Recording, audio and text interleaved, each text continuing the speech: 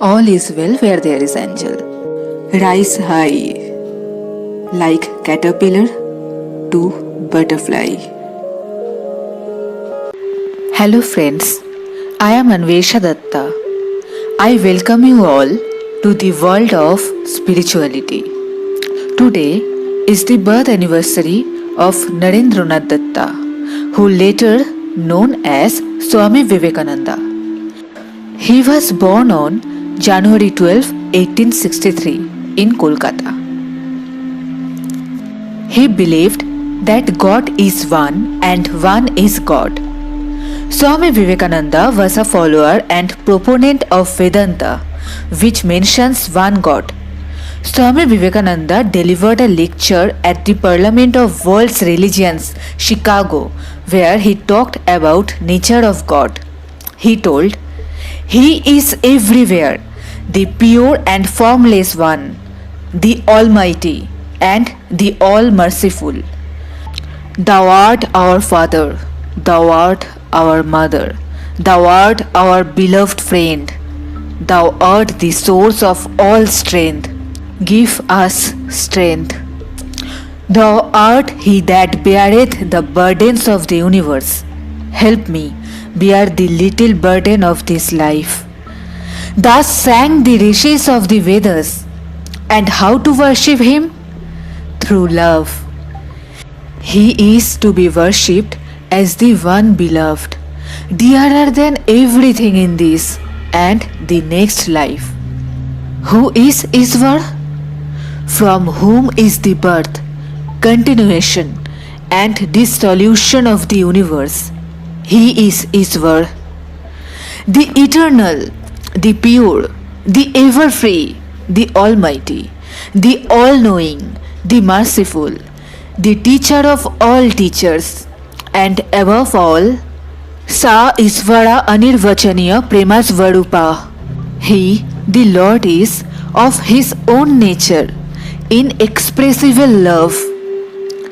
For your reference, thou is an old-fashioned word for you. Swami Vivekananda was a monk from India. His teachings and philosophy applied this reinterpretation to various aspects of education, faith, character building, as well as social issues pertaining to India, and was also instrumental in introducing yoga to the West. According to Swami Vivekananda, a country's future depends on its people, stating that man-making is my mission. Every year, Swami Vivekananda's birth date is celebrated as National Youth Day. He taught the world the importance of youth in the process of nation building. With education and peace, he won the world and taught the youth to get out of their comfort zones and achieve absolutely anything they desire. He propounded the importance of education in building a nation and believed that education was the primary means to empowering people. Swami Vivekananda was an admirer of Jesus Christ. His suggestion was to obtain bhakti, seek the company of holy men who have bhakti and read books like the Gita and the Imitation of Christ. Always think of the attributes of God. One of the Swami Vivekananda's quotes and comments on Jesus Christ: "Had I lived in Palestine in the days of Jesus of Nazareth, I would have washed His feet not with my tears but with my heart's blood." Swami Vivekananda did not believe in God in his early life, as he was an atheist. Initially, Narendranath Datta did not accept Sri Ramakrishna as his master and found him monomaniac. But eventually, he became one of the closest people in his life. Sri Ramakrishna reportedly shaped the personality of Narendranath Datta and prepared him to dedicate his life to serve the humanity. He became disciple of Sri Ramakrishna and known as Swami Vivekananda. The monk had an incredible understanding and knowledge of philosophy, religion, literature, Vedas, Purans, Upanishads, and what not. He still motivates us with his inspirational quotes. I am mentioning few of them. Number 1. All the powers in the universe are already ours. It is we who have put our hands before our eyes and cry that it is dark. Number 2. Arise, awoke, and stop not until the goal is reached. Number 3. We are what our thoughts have made us. So, take care about what you think. Words are secondary. Thoughts live. They travel far. Number 4. Fill the brain with high thoughts, highest ideals. Place them day and night before you, and out of that will come great work. Number 5. Relationships are more important than life, but it is important for those relationships to have life in them. Number 6. Anything that makes you weak physically, intellectually, and spiritually, reject as poison. Number 7. You cannot believe in God until you believe in yourself. Number 8. When an idea exclusively occupies the mind, it is transformed into an actual physical or mental state. Meditation played a very important role in the life and teachings of Swami Vivekananda. He was interested in meditation from his childhood. His master, Sri Ramakrishna, found him Dhyan Siddha, that means expert in meditation. On 24th December 1892, he reached Kanyakumari and meditated for 3 days on a large rock and took the resolution to dedicate his life to serve humanity. The event is known as the Kanyakumari Resolve of 1892. He reportedly also meditated for a long time on the day of his death, 4th July 1902.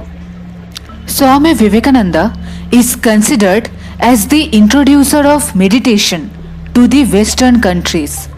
In his book Raj Yoga and lectures, he widely discussed meditation, its purpose and procedure. He described meditation as a bridge that connects human soul to the God. He defined meditation as a state when the mind has been trained to remain fixed on a certain internal or external location.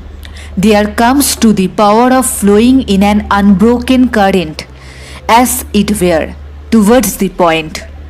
So, you see how much important meditation is?